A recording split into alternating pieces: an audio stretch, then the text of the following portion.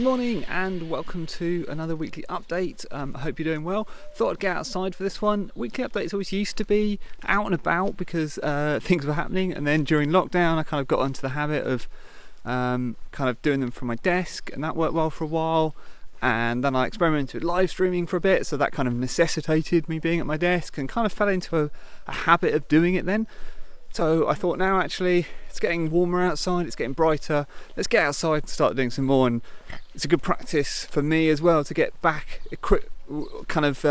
used to all the equipment that goes with doing it outside, because we've got conferences coming up soon. I'm going to talk about those. And it's been a busy week, lots and lots of things happening with build that I wanted to tell you about, but first I need to get some coffee, so we're going to go and sort that first.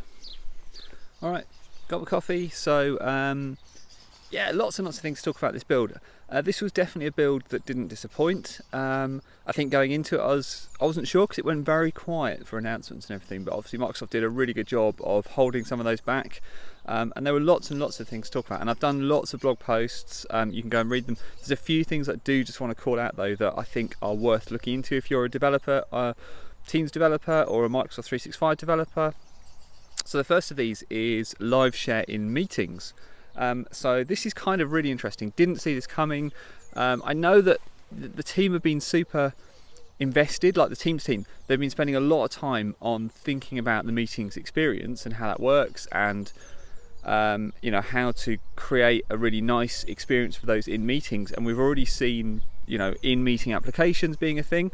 What I wasn't expecting at all was some of this stuff around live share in meetings. So live share is the same technology that is in Visual Studio Live Share. It's backed off by Azure Fluid Relay. It should allow for real-time collaboration on a canvas inside an application running inside of a Teams meeting.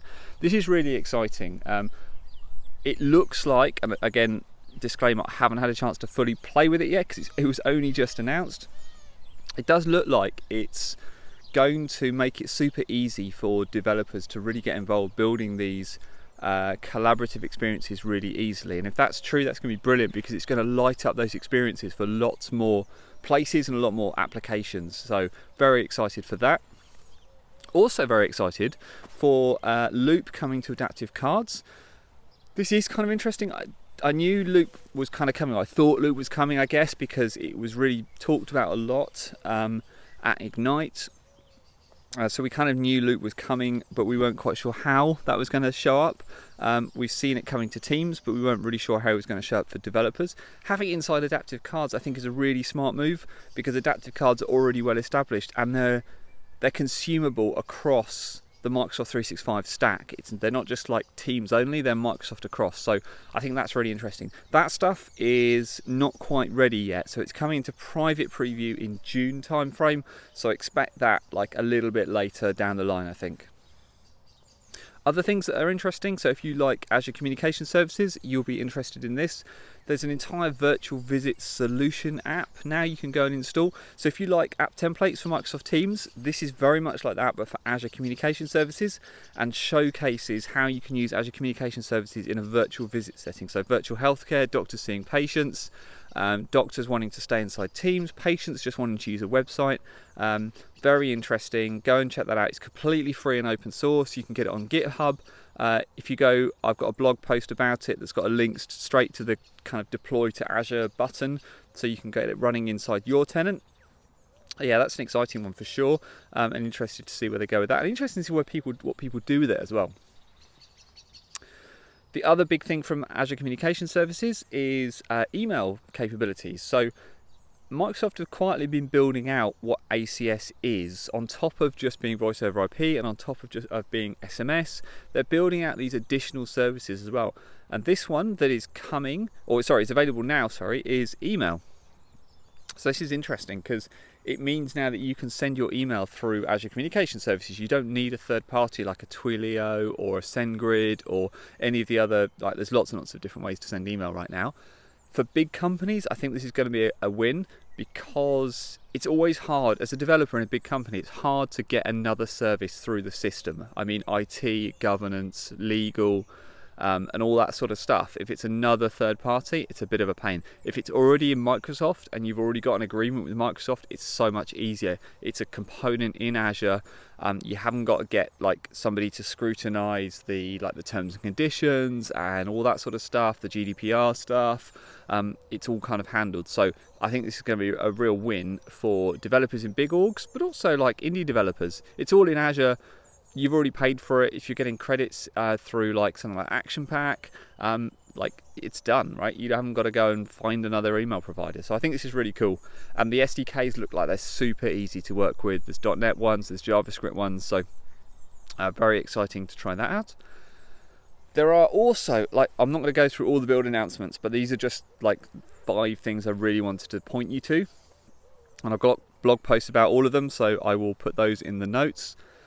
Also, there are some low-code tools. So this is for Power Apps, and this brings some collaboration stuff from Teams into Power Apps. So things like file, like meetings, collabs, what else? Teams files, chats, channel messages, all of those things you can now kind of bring in as components into Power Apps.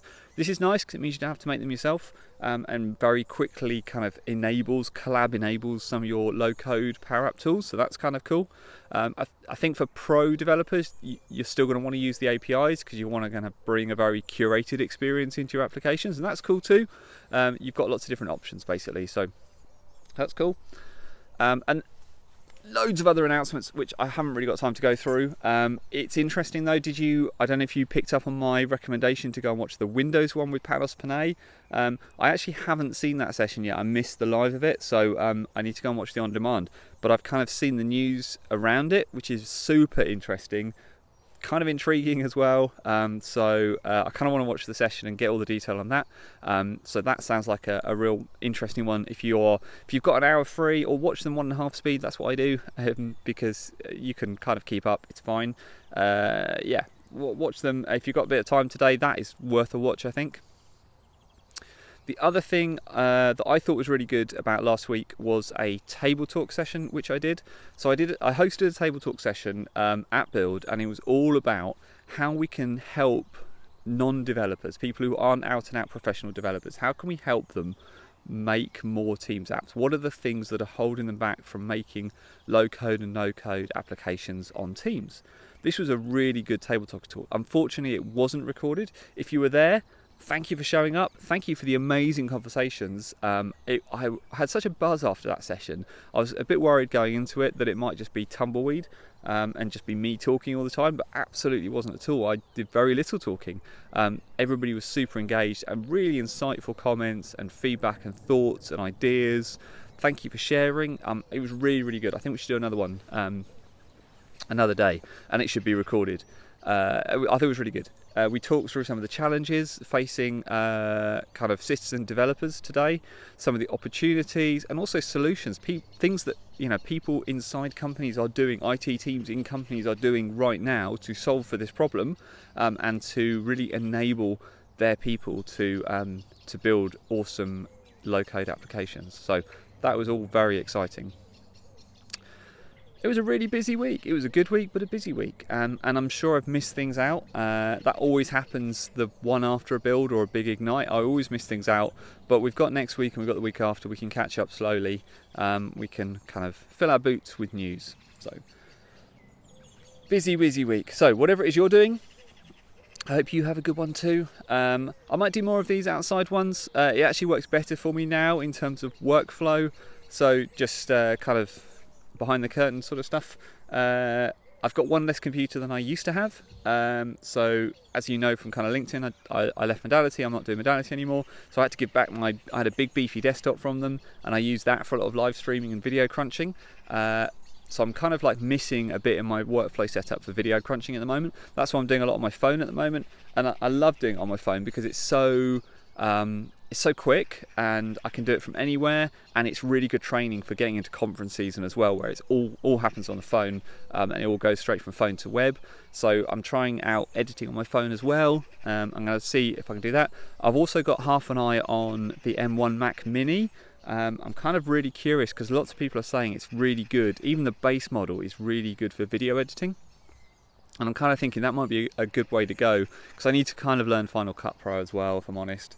I kind of want to go that way. It's more, video editing is more of a hobby for me at this point, so it's kind of interesting. So I'm kind of sort of like toying between like a Mac Mini for video editing or a big beefy desktop. I don't think I'll ever do real development on a Mac. I feel like I'm always going to do it on a Windows machine because that's where I'm really comfortable. But should I get a Mac Mini just for video editing? Is that going to be a pain with switching devices all the time? Have I got enough space on the desktop? What I'm going to do with monitors? There's a lot to think through. But that's sort of what I'm thinking at the moment. I don't know. If you've got comments on that, if you've got thoughts and opinions, chip in the comments. I could do with some help. Whilst I figure out what to do there. Anyway, enough of me rambling. Have a great week, whatever it is you're doing, and I will speak to you again next time.